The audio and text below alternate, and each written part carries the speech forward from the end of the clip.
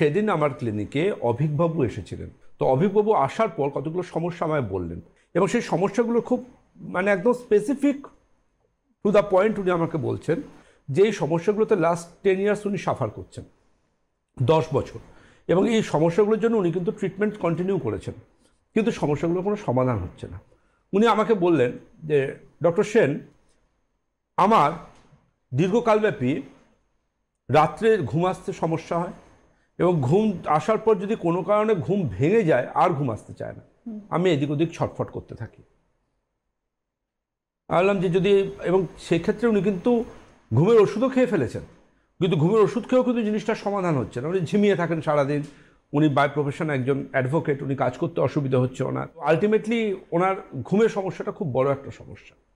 Second সমস্যা বললেন যে ডক্টর সেন, আমার আরও যেটা সমস্যা হচ্ছে সেই সমস্যাটা হচ্ছে যে আমি না খুব বেশি পরিমাণ মুড সুইং করছে।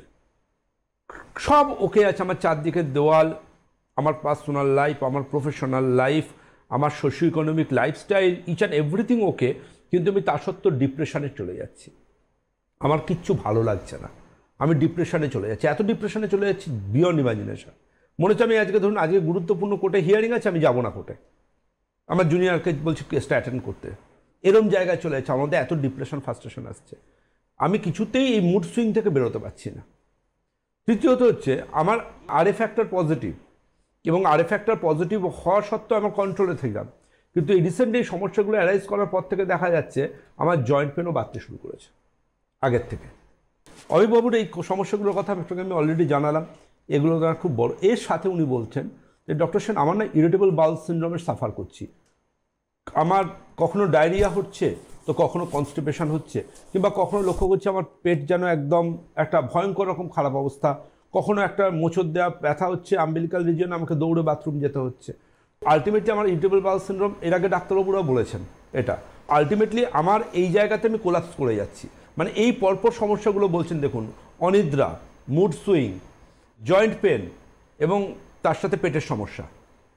5টা পয়েন্ট এখন পর্যন্ত বললাম। এই ধরনের 5টা যে আমি সিমটম নিয়ে আমার ক্লিনিকে এসেছেন, এর সাথে মাঝে মাঝে স্কিনে র্যাশও আসে ওনার।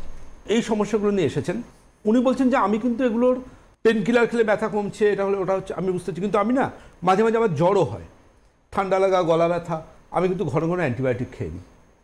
আলটিমেটলি সবটা মিলিয়ে আমি তখন ওনাকে ডায়াগনোসিস করার জায়গায় আমি ভাবলাম যে এতগুলো তো ওনার সমস্যা আছে, এই সমস্যাগুলো কিন্তু আয়ুর্বেদ চিকিৎসা বিজ্ঞান বলছে কোনো মানুষ যদি সুস্থ হতে বলে আমরা পরিগণিত করি, তার কিন্তু প্রথম সুস্থতার জায়গা হচ্ছে তার পেট। আয়ুর্বেদ চিকিৎসায় যে কোনো চর্মরোগের ক্ষেত্র হোক বা অন্য কোনো অসুখের ক্ষেত্র হোক, পেটের চিকিৎসা প্রথম করতে বলছে আয়ুর্বেদ চিকিৎসা বিজ্ঞান, যে পেটটাকে ঠিক রাখতে হবে।